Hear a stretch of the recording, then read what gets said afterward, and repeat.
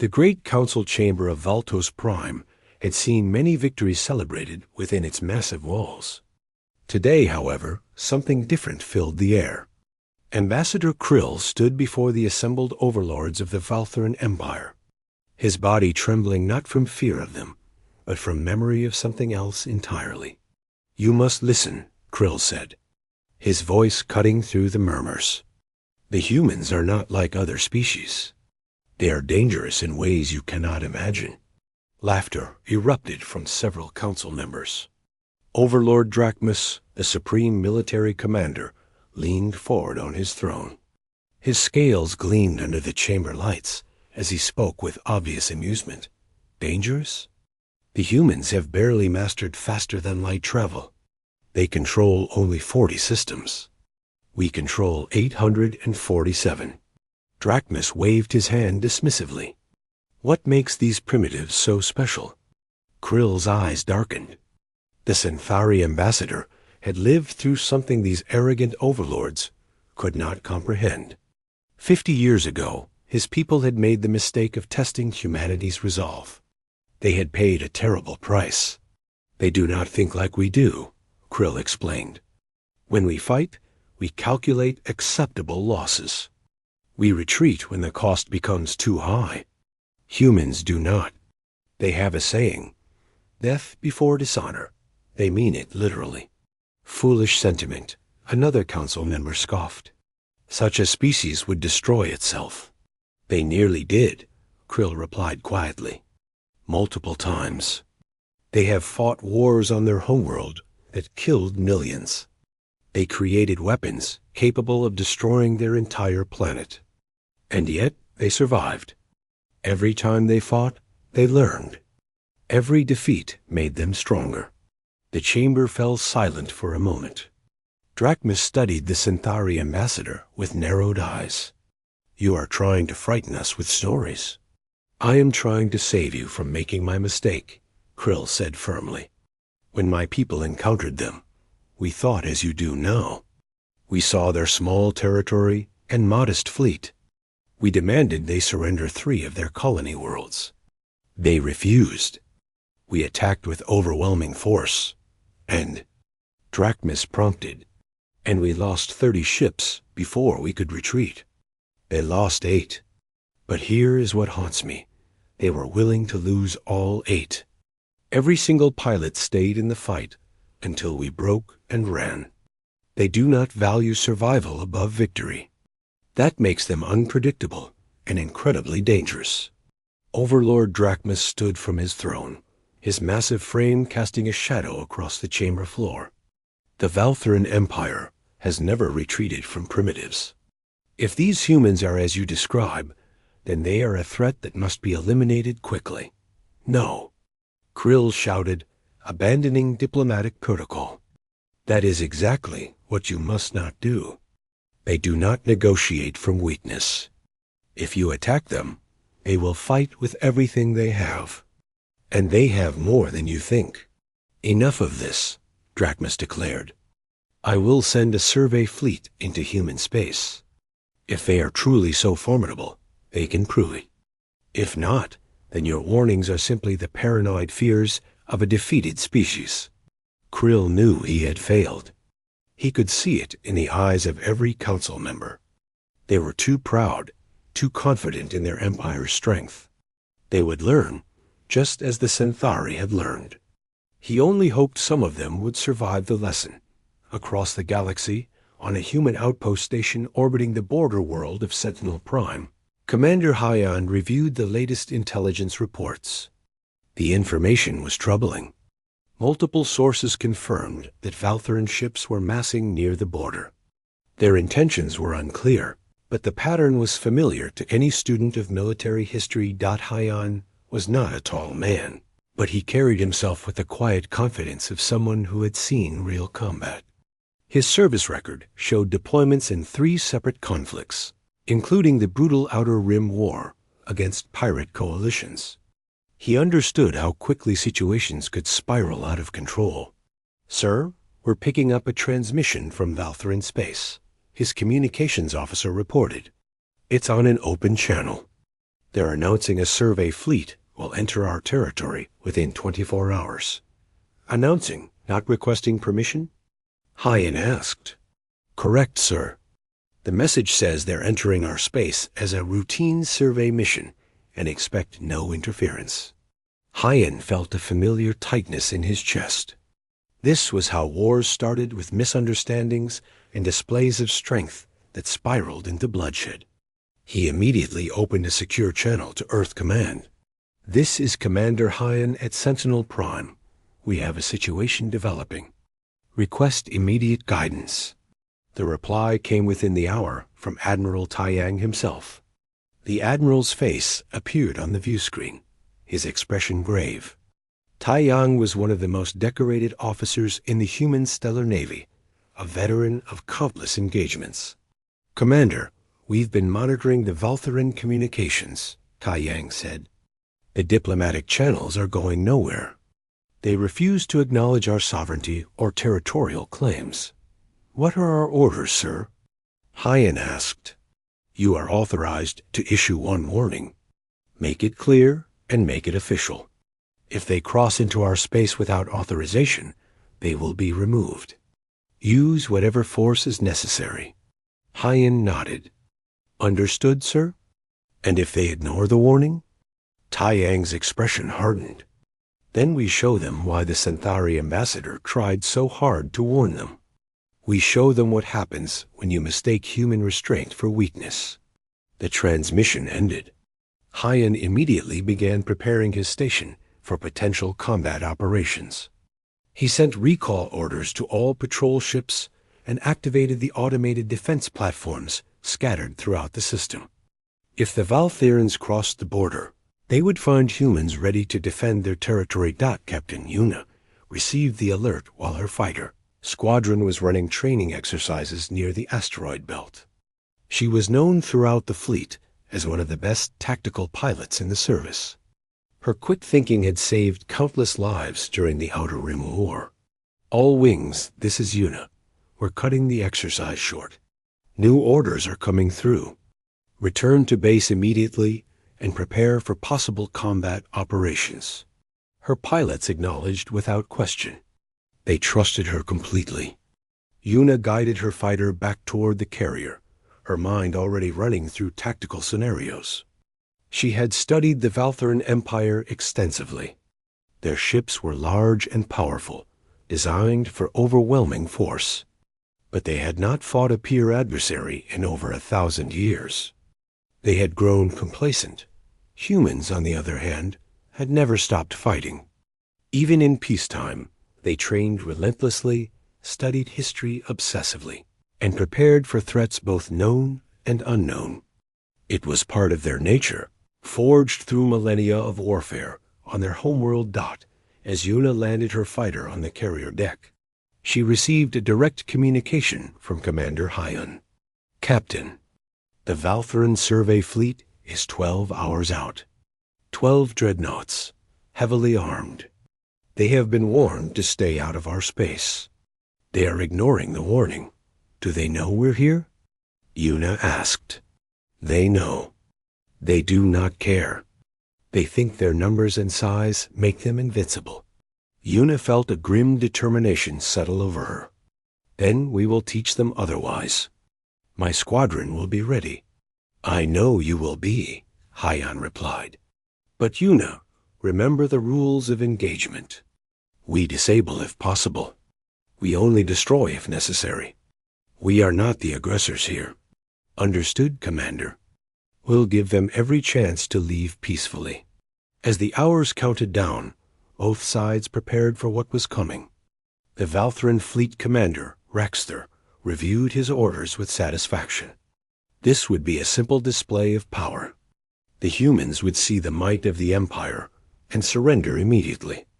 It had always worked before, but Raxter had never fought humans before. He did not know their history. He did not understand their nature. He was about to learn a lesson that the Valtheran Empire would never forget. The survey fleet crossed into human space exactly on schedule. Commander Hyan sent the final warning. It was ignored. And across the void of space, Captain Yuna's squadron moved to intercept.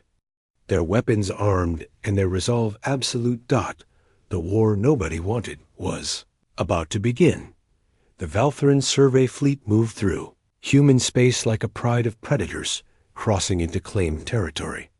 Their 12 dreadnoughts were massive vessels, each one carrying enough firepower to level the city. Fleet Commander Raxter sat on the bridge of his flagship, confident that this mission would be over within hours. "Sir, we're receiving another transmission from the humans," his communications officer reported. "Let me hear it," Raxter said with obvious boredom.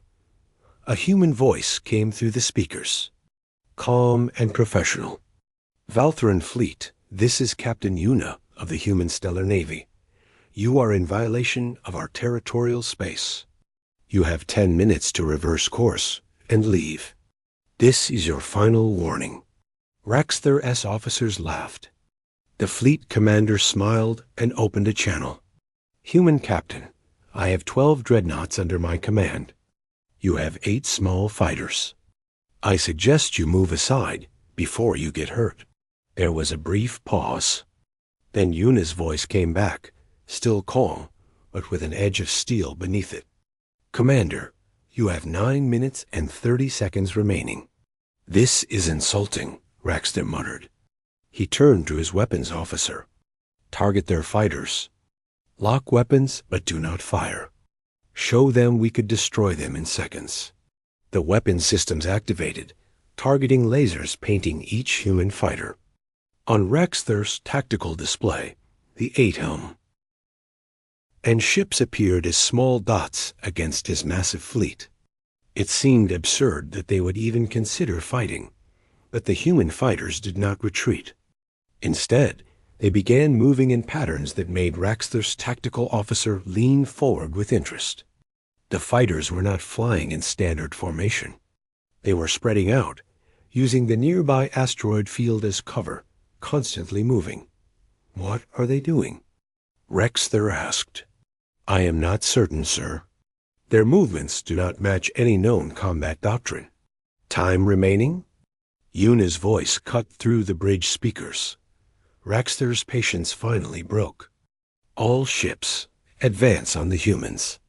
Force them to move." The Valtheran dreadnoughts began moving forward, their massive engines pushing them deeper into the asteroid field. That was when everything changed. Yuna's voice came across all channels. "All wings, engage. Target engines and weapons only. Let's send them home with a story to tell." The human fighters suddenly accelerated to speeds that shocked the Valtheran crews. They were not trying to escape. They were attacking. The first fighter screamed past the lead dreadnought at what seemed like suicidal range, firing precise bursts at the ship's engine manifolds. Explosions blossomed along the hull as critical systems overloaded. Before the Valtheran gunners could even track the target, it was gone, weaving through the asteroid field. "They are attacking us," Raxter shouted in disbelief. "All ships return fire. Destroy them." But destroying the human fighters proved impossible. They flew like nothing the Valtherans had ever seen. They used the asteroids as shields, appearing and disappearing so fast that the targeting computers could not keep up. When they fired, every shot counted. Each burst hit exactly where it needed to cause maximum damage with minimum waste. Within 3 minutes, 2 Valtheran dreadnoughts had lost engine power and were drifting. A third had its weapon systems completely disabled. The remaining ships fired wildly into the asteroid field, hitting rocks and empty space, but never the fighters themselves. "How are they doing this?" Raxter demanded. "Our ships are superior. Our weapons have greater range." His tactical officer stared at the displays with growing horror. "Sir, they are using tactics I have never seen. They are coordinating their attacks perfectly. When we focus on one fighter, another attacks from a different angle. They are making us choose which target to chase, and while we chase, we cannot defend." Yuna's squadron worked like a single organism.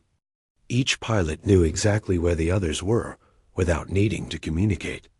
They had trained together for years, running simulations against larger forces. This was what humans called asymmetric warfare, and they had been perfecting it for thousands of years. "Target their sensor arrays," Yuna ordered over the tactical net. "Blind them." Her wingman, a pilot named Minji, came around a massive asteroid and fired a sustained burst at a dreadnought's primary sensor dome. The explosion left the ship unable to track anything beyond visual range. Another fighter took out the communications array of a different ship, isolating it from the fleet. Raxter watched his fleet fall apart in minutes. This was not supposed to happen. The Valthuran Empire had crushed every enemy they had ever faced through superior firepower and numbers. But these humans were not fighting the way enemies were supposed to fight. They were fast, precise, and absolutely fearless. "Sir, we have lost 5 ships to engine damage. 3 more have weapons offline." "We cannot." The tactical officer's report was cut short as another explosion rocked the flagship. One of the human fighters had somehow gotten past all their defenses and struck the main weapons control center. Raxter felt the deck shift beneath his feet as systems failed throughout the ship. "All ships retreat," he ordered, his pride finally breaking under the reality of defeat. "Get us out of this system." But retreating proved as difficult as fighting had been. The human fighters pursued relentlessly, striking at any ship that tried to move.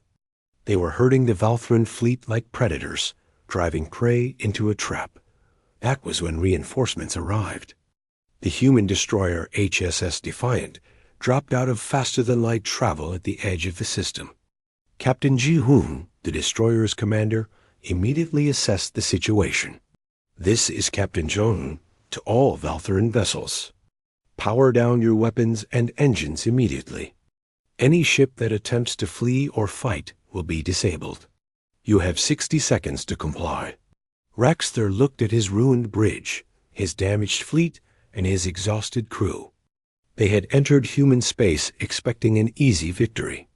Instead, they had been outmaneuvered, outfought, and utterly humiliated by a force 1/10 their size. "Power down," he ordered quietly. "We surrender." The words tasted like poison, but they were necessary. The Valthuran Empire had not surrendered to anyone in over 1,000 years. Now they had surrendered to humans within the first hour of conflict. Captain Yuna's squadron took up escort positions around the disabled Valthuran ships. Her voice came across the open channel, professional and without mockery. "Valthuran fleet, medical assistance is en route. Your wounded will receive care. You will be escorted to the border and released. Tell your empire what happened here today."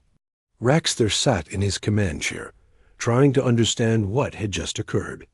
His officers were silent, shocked into disbelief. One of them finally spoke. "They could have destroyed us. Why did they show mercy?" "I do not know," Raxter admitted. "Nothing about these humans makes sense." Commander Hyan arrived aboard the flagship with a medical team. He walked onto the bridge and looked at the damage his forces had inflicted. There was no pleasure in his eyes, only grim professionalism. "Commander Raxter," Hyan said. "My name is Hyan. I am sorry it came to this. We gave you every opportunity to leave peacefully. You defeated us," Raxter said, still struggling to accept it. 12 ships against 8 fighters, and you defeated us." "We defended our territory," Hyan corrected. "There is a difference. We did not come looking for a fight. You brought the fight to us. Our empire will not accept this," Raxter warned. "They will send a battle fleet. Hundreds of ships. You cannot defeat that." Hyan's expression remained neutral, but something in his eyes made Raxter deeply uneasy. "If your empire chooses to escalate, we will respond accordingly. But understand this, Commander, what happened today was us showing restraint. We disabled your ships instead of destroying them. We are offering medical care to your wounded. We are letting you return home. If your empire interprets kindness as weakness, the next encounter will be very different." As the Valtheran survivors were loaded onto transport ships for return to their territory, Raxthor watched the human destroyer and fighters maintain their perfect formations. Everything about these humans was precise, disciplined, and utterly unlike anything he had encountered before. The Centauri ambassador had tried to warn them. He had said humans do not surrender, that they learn from every defeat, that they consider acceptable losses at levels that would destroy other species. Raxthor had not understood those warnings until now. The Valtheran fleet limped back across the border, carrying news that would shake the Empire to its core. And in the halls of Altos Prime, Overlord Drachmus received the report with disbelief that quickly turned to rage. He would not accept this humiliation.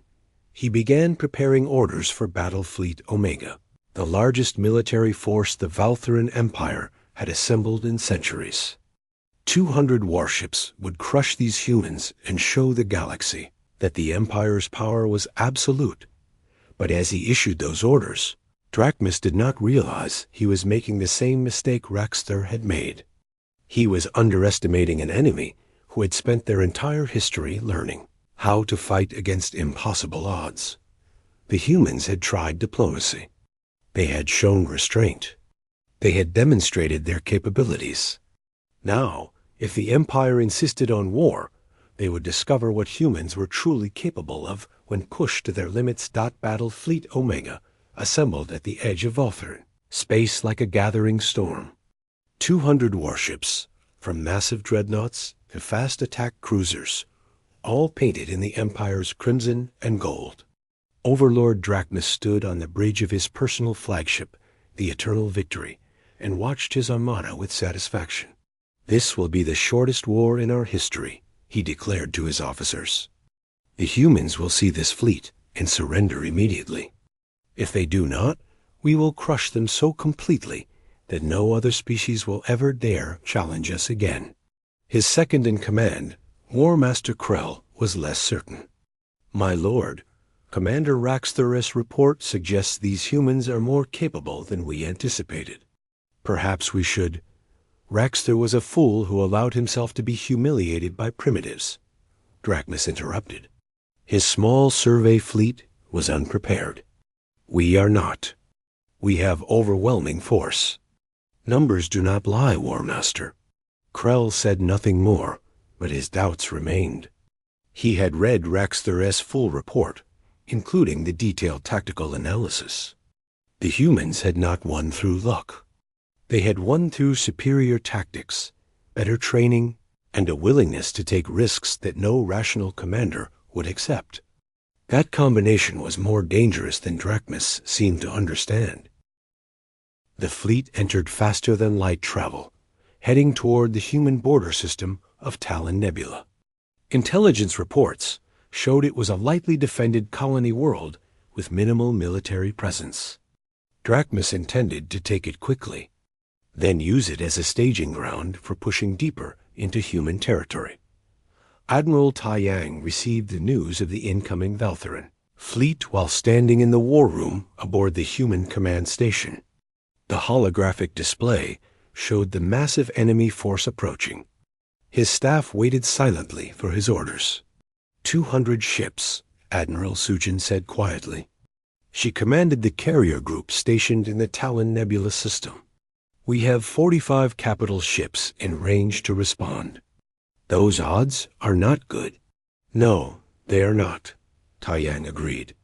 "But we are not fighting this battle the way they expect." "How long until they arrive?" 18 hours, sir. Then we have 18 hours to prepare. Execute Protocol Fortress.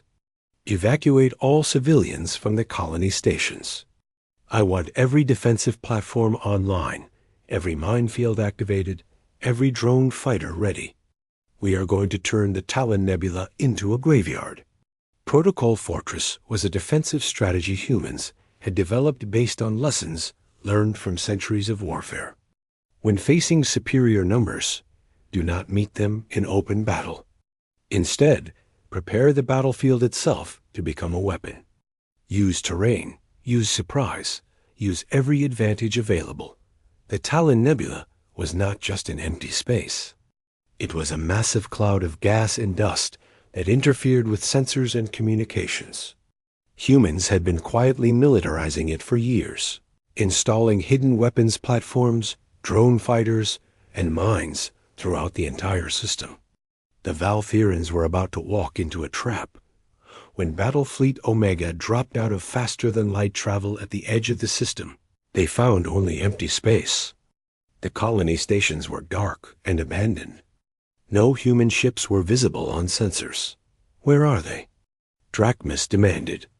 I expected them to be waiting to surrender.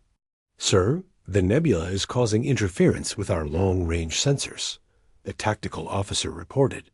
We can only see clearly within a few thousand kilometers. Then we advance into the system and find them. All ships forward formation. Sweep the nebula and locate the human forces. The Valthyran fleet moved into the Talon Nebula like a massive spear thrust into fog. They could not see more than a fraction of the system at any time. Their powerful sensors, designed for deep space combat, were nearly useless in the dense nebula. That was when the trap closed. The first mines detonated against the lead Valthyran ships, explosions blossoming in the gas clouds. Shields absorbed most of the damage, but the ships were forced to slow down and scan for more mines. While they were distracted, the drone fighters emerged from the nebula clouds. Hundreds of small, unmanned fighters swarmed the Valthyran formation.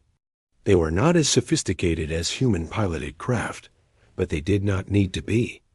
They simply needed to overwhelm the enemy's defensive systems and create chaos. Each drone carried just enough explosives to damage a shield generator or sensor array before being destroyed. Launch fighters to intercept. Drachmus ordered. Clear these insects from our path.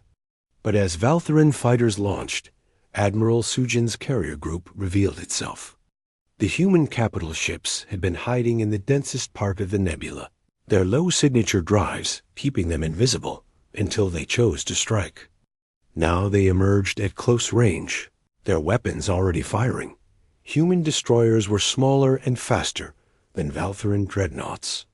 They did not try to win in a straight fight. Instead, they used hit-and-run tactics, striking at vulnerable ships and then disappearing back into the nebula before the enemy could effectively respond. Each attack was precisely coordinated, targeting specific systems to maximize damage. Engineer Hana's newest weapons proved devastating.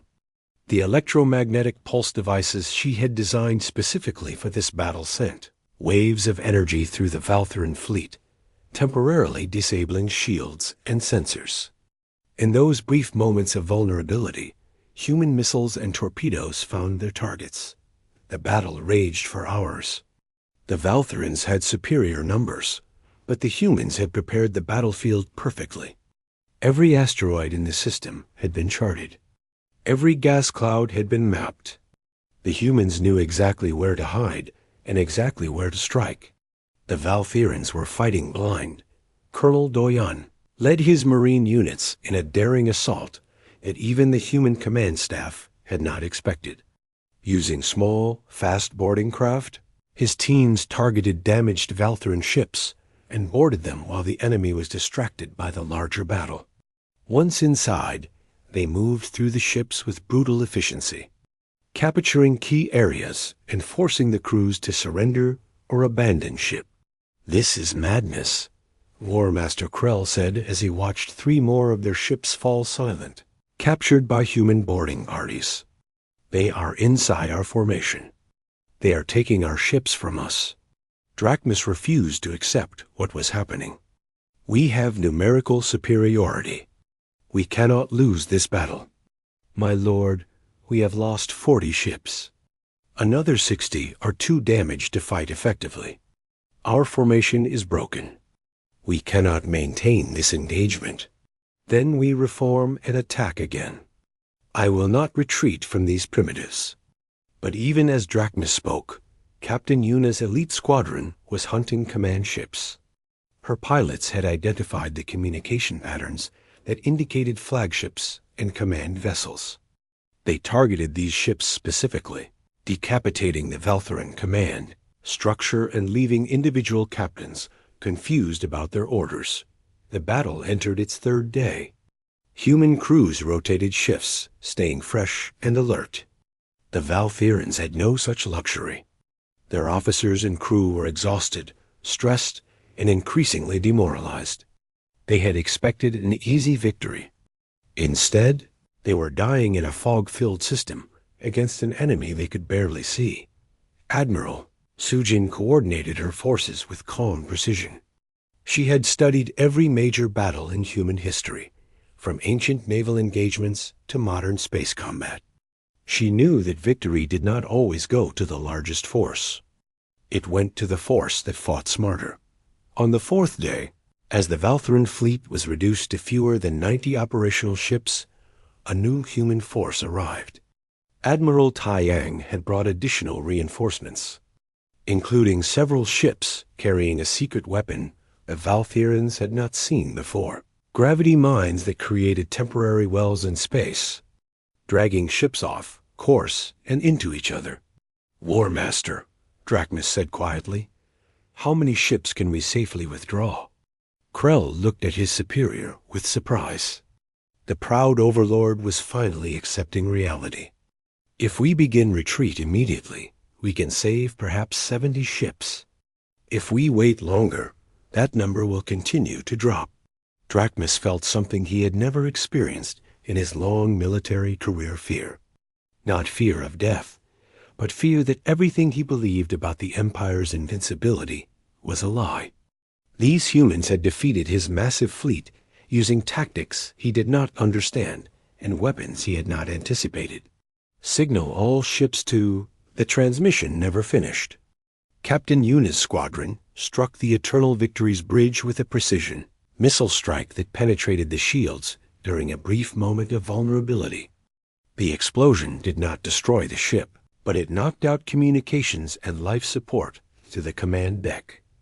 Drachmis found himself trapped in his own flagship as human boarding teams cut their way inside. Colonel Doyon himself led the team that reached the bridge. He found the Valthuran overlord injured but alive, surrounded by his dying officers. Overlord Drachmis, Doyon said through his translator, I am placing you under arrest as a prisoner of war.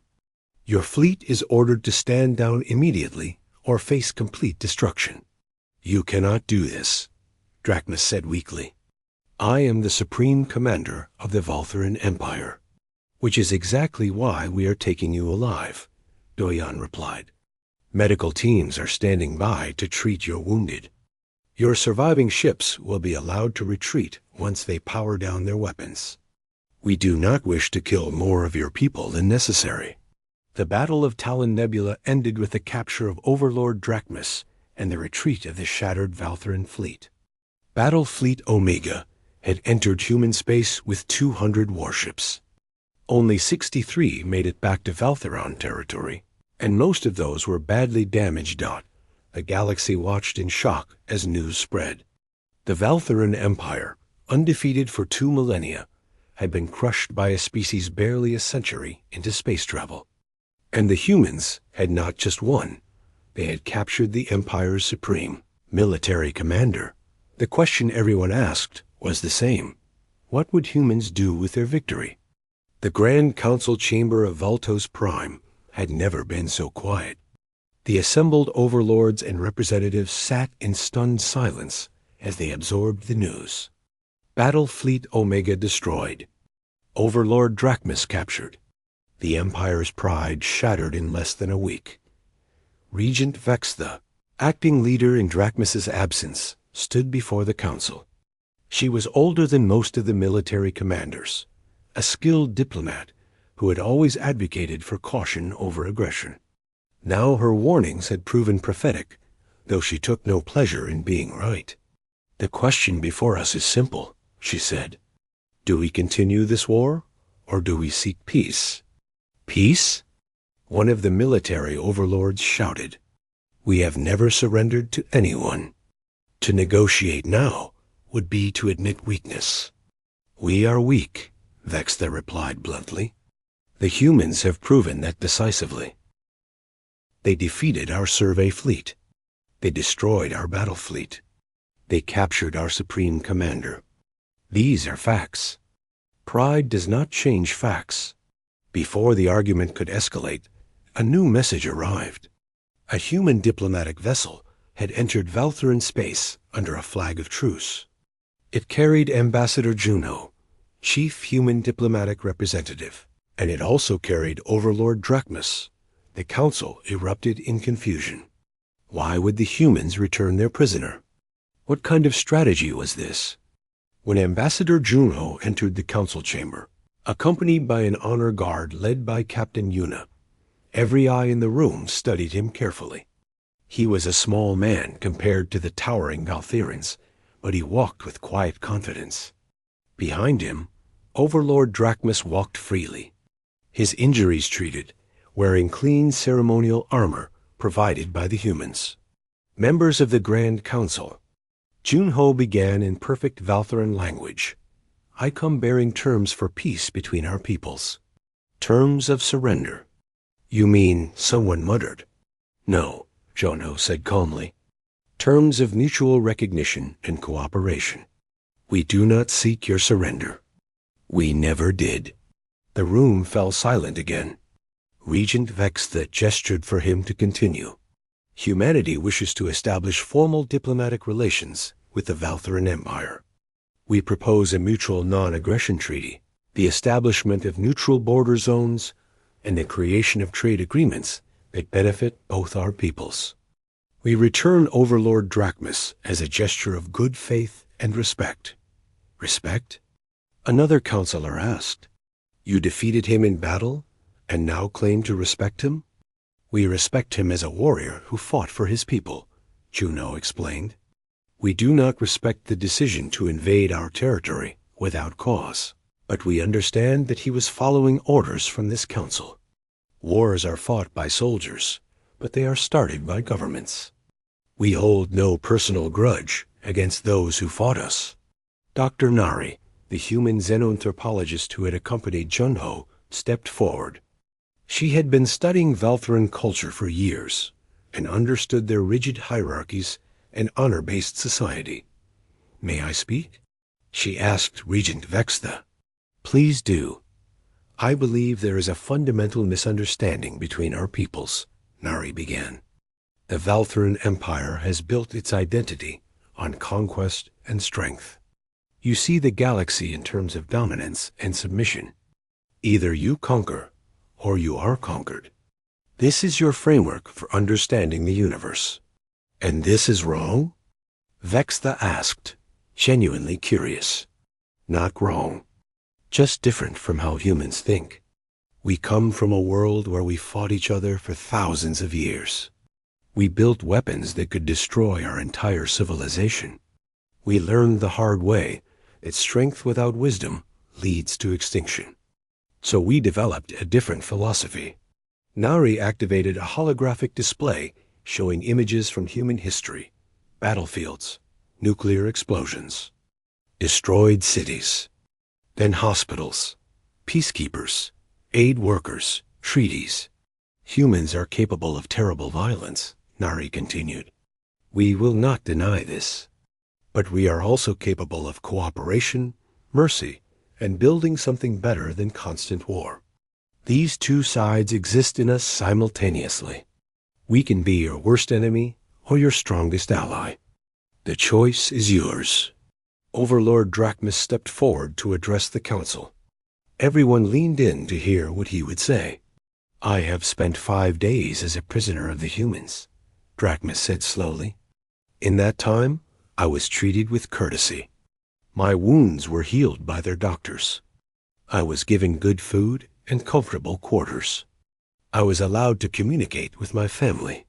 When I asked why they showed such kindness to an enemy, do you know what they told me? The council waited. They said, We fight when we must, but we do not hate. You are not our enemy anymore. The war is over. Now you are simply a person who needs help. I could not understand this. It made no sense to me. Drachmus paused, struggling with emotions he had never expected to feel. Then one of their medical officers, a young woman named Hannah, told me about human history. She showed me records of their wars. Millions dead. Cities burned. And then she showed me what came after, how former enemies became allies, how nations that had fought each other for centuries learned to cooperate. She said humans believe that anyone can change, that yesterday's enemy can become tomorrow's friend. The chamber was completely silent now. Drachmus looked at each council member in turn. I fought them as an enemy. They treated me as a guest. They defeated our fleet, but offered medical care to our wounded. They captured our ships, but returned our crews. I do not understand them, but I respect them. And I believe we should accept their treaty. Ambassador Junho watched the Valthuran leaders process this information. Intelligence Officer Minho had briefed him extensively on Valthuran psychology. They needed time to accept defeat without losing face. They needed a path forward that did not require them to see themselves as weak. The treaty we propose is between equals, Junho said, not between conqueror and conquered. We recognize the Valthuran Empire as a sovereign power. We ask only that you recognize human sovereignty in return. Our territories will remain separate. Trade will be voluntary. Disputes will be settled through negotiation, not warfare. And if we refuse? Someone asked. Junho's expression remained neutral, but his words carried weight. Then we will continue to defend our territory, as we have done. We do not wish for more conflict, but we will not surrender our freedom or our people. The choice, as always, is yours. That night, the Grand Council debated for hours.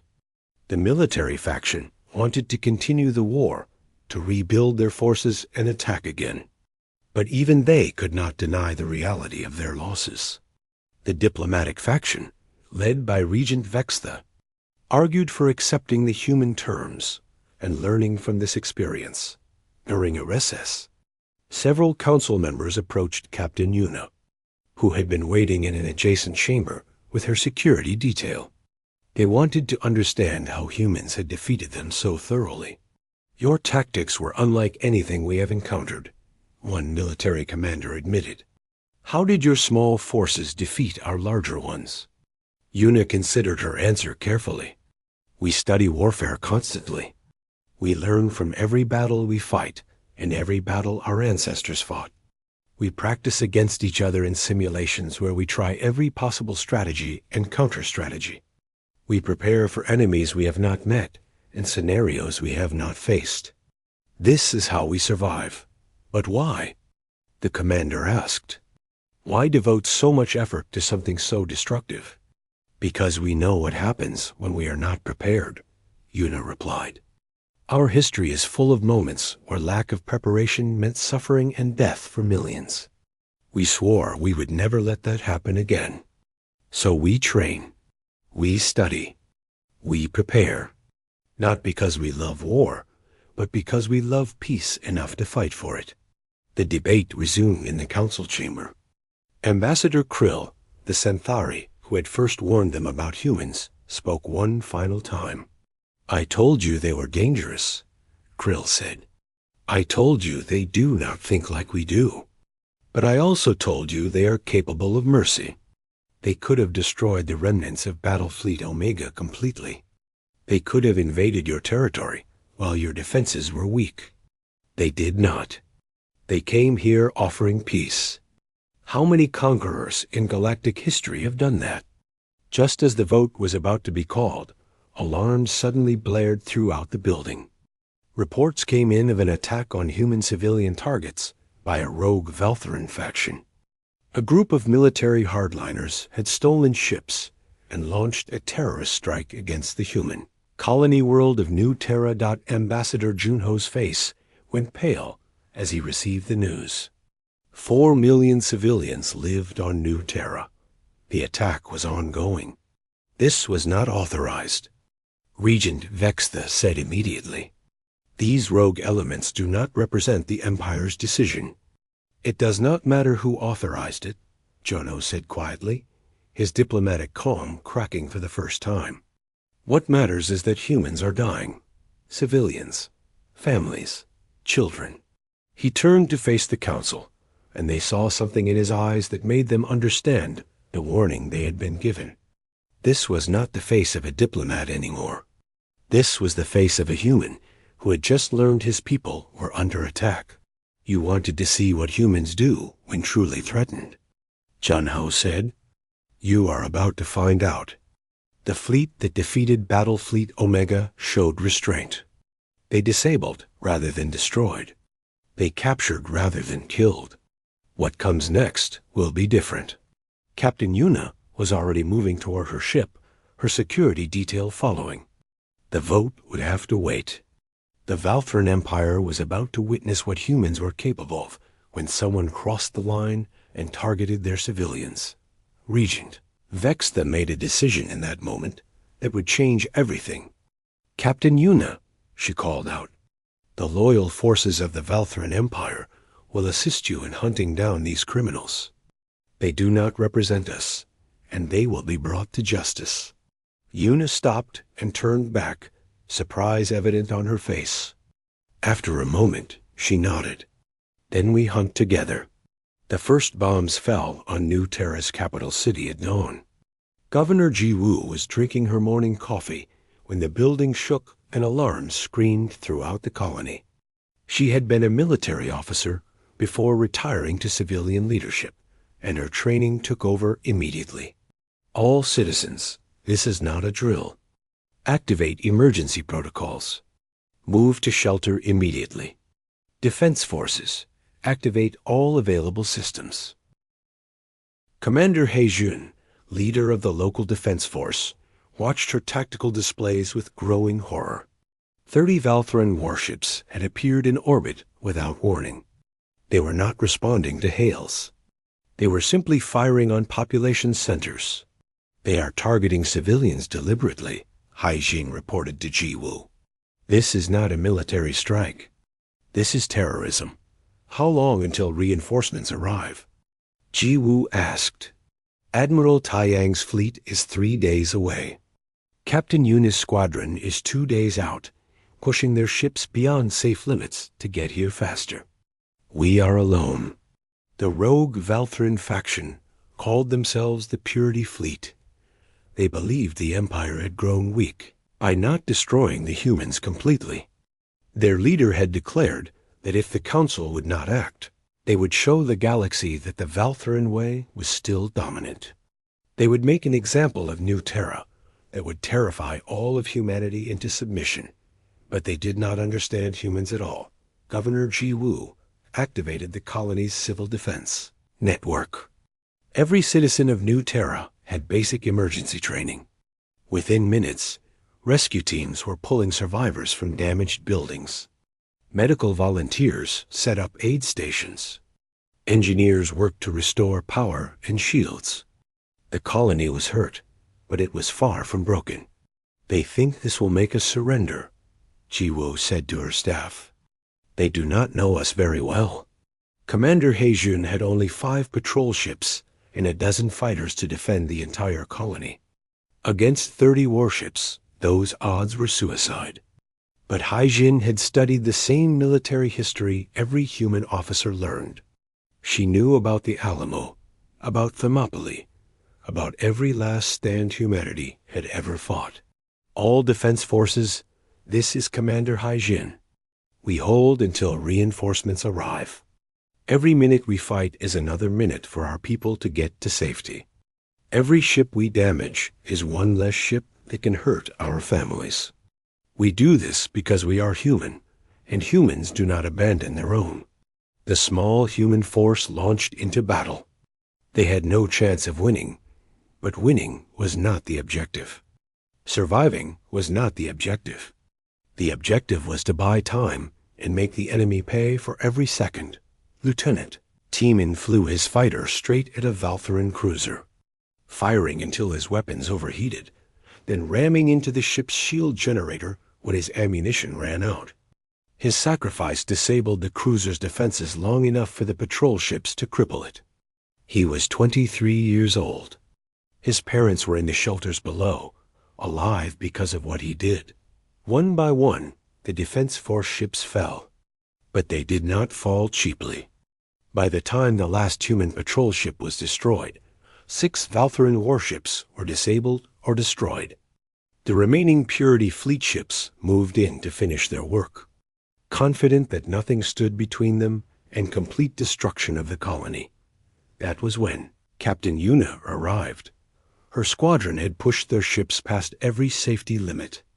Their engines were damaged, their fuel was nearly gone, and their pilots were exhausted. But they had made it. 8 fighters against 24 Valthuran warships. Impossible odds, but Yuna had faced impossible odds before. All wings, weapons free. No mercy, no restraint. These murderers have shown us what they are. Now we show them what we are. The human fighters tore into the Purity fleet with fury that shocked even the Valthyrans who had fought them before. This was not the precise, controlled combat of earlier engagements. This was raw, focused rage. Every shot was meant to kill. Every maneuver was designed to maximize damage. The humans were not trying to disable ships. They were trying to destroy them. The Purity fleet suddenly understood their mistake. They had thought attacking civilians would break human will to fight. Instead, they had awakened something primal and terrifying. These were no longer disciplined military pilots following rules of engagement. These were protectors who had failed to save everyone and were making sure the ones responsible would pay the ultimate price. Within 20 minutes, 7 more Valthuran ships were destroyed. The rest tried to retreat, but human reinforcements began arriving. Admiral Taiyang's advanced elements dropped out of faster-than-light travel ahead of schedule. They had pushed their ships just as hard as Yuna had, racing to save New Terra, but they were not alone. Regent Vex, that had kept her promise. Loyal Valthuran ships arrived alongside the human fleet, their weapons targeting their own rogue faction. Overlord Drachmus himself commanded one of the Valthuran squadrons, determined to prove that the Empire's honor could still mean something. Purity Fleet, this is Overlord Drachmus. You have committed crimes against both humanity and the Empire. Surrender immediately or face destruction from both our fleets. The leader of the Purity Fleet responded with defiance. You are a traitor to our people, Drachmus. We will show the galaxy that the Valthuran way. His transmission ended as Admiral. Sujin's carrier group fired a focused barrage that obliterated his flagship. She opened a channel to all remaining Purity Fleet ships. Her voice was cold and absolute. This is Admiral Sujin of the Human Stellar Navy.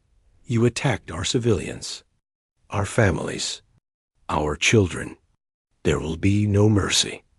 There will be no prisoners. You wanted to see what humans are capable of. Look around. We are capable of this. The remaining Purity Fleet ships tried to flee, but there was nowhere to run. The combined human and Valthuran forces hunted them down systematically. Not one escaped. Within hours, the terrorist threat was eliminated completely. On the surface of New Terra, rescue operations continued. Governor Ji Wu walked through the damaged streets, helping pull survivors from rubble. The death toll was terrible, over 15,000 civilians dead, 3 times that number wounded. But it could have been so much worse, when Admiral Taiyang came down to the surface. He found Ji Wu coordinating reconstruction efforts. She looked exhausted, but determined. We will rebuild, she told him simply. We always rebuild. I know, Taiyang said. That is what makes us human. 3 weeks later, a ceremony was held on Valtos Prime. Representatives from across the galaxy attended to witness something that had never happened before. The signing of a treaty between the Valthuran Empire and humanity, not as victor and defeated, but as equals. Ambassador Junho stood beside Regent Vextha as they signed the documents. The treaty established mutual borders, trade agreements, and most importantly, a joint defense pact. Any attack on either civilization would be treated as an attack on both. The Centauri tried to warn us, Vextha said during her speech to the assembled delegates. They told us humans were dangerous. They were right, but not in the way we understood. Humans are dangerous because they cannot be conquered. They are dangerous because they learn from every defeat.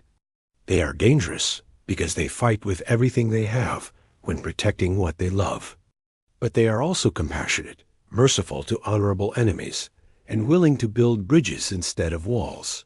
Overlord Drachmus, standing in the audience, nodded in agreement. He had been given a new role liaison officer between human and Valtheran military forces. He would spend the rest of his career teaching Valtheran commanders about human tactical doctrine and philosophy.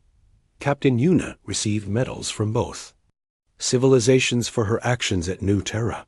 When asked how she felt about fighting alongside former enemies, her answer was simple. We showed them who we are when fighting against them. Now we show them who we are when fighting beside them. Maybe they will prefer the second option. In the months that followed, joint human-Valtheran patrol fleets began operating along the shared borders. Engineers from both civilizations exchanged technology and ideas. Cultural exchanges brought human art to Valtos Prime and Valtheran music to Earth. The wounds of war began to heal, though the scars would remain. Commander Hyan, who had been at the beginning of this conflict, found himself once again monitoring the borders. But now he was not alone. A Valtheran officer worked alongside him, and they discussed tactics and strategies as colleagues rather than enemies. A new species sent an exploration ship toward their territory. It was a young civilization, recently achieving faster-than-light travel. They sent a transmission demanding that the local powers acknowledge their arrival and supremacy. Hyan and his Valtheran counterpart looked at each other and smiled. Hyan opened a communication channel. Welcome to this region of space. I am Commander Hyan of the Human Stellar Navy, and this is Commander Vrath of the Valtheran Empire. We are the local powers you mentioned. We have a suggestion. Let us start with diplomacy and cooperation. We can tell you from experience that the alternative is much more complicated. The young species, seeing the combined human and Valtheran fleets, decided that diplomacy sounded like an excellent idea. Ambassador Krill, watching from his own territory, sent a message to both civilizations. I tried to warn the Empire about humans. They did not listen, but in not listening, they learned something more valuable than any warning could teach. They learned that humans are not conquerors or peacekeepers. They are both and neither. They are simply human, which means they contain infinite capacity for both creation and destruction. The galaxy is better for having them as allies rather than enemies. On Earth, in a military academy, instructors taught the next generation of officers about the Valtheran War. The lessons were clear. Never start fights unnecessarily, but be prepared to finish them. Show mercy to honorable enemies. Protect civilians at all costs. Fight smart, not just hard. And most importantly, yesterday's enemy can become tomorrow's friend if both sides are willing to try. The Valtheran Empire had refused to listen to warnings about humans. They had paid a terrible price for that mistake. But in the end, both civilizations had learned something more valuable than military tactics or diplomatic protocols. They had learned that strength without wisdom is hollow, that victory without honor is meaningless, and that the hardest enemy to defeat is the one who refuses to hate you even when you give them every reason to. The galaxy watched and learned. Humans were no longer unknown primitives. They were a civilization that had earned respect through both their capacity for war and their desire for peace. And the Valthuran Empire, humbled but not broken, had found something stronger than conquest. They had found partnership. The stars belonged to them all now, and the future was theirs to build together.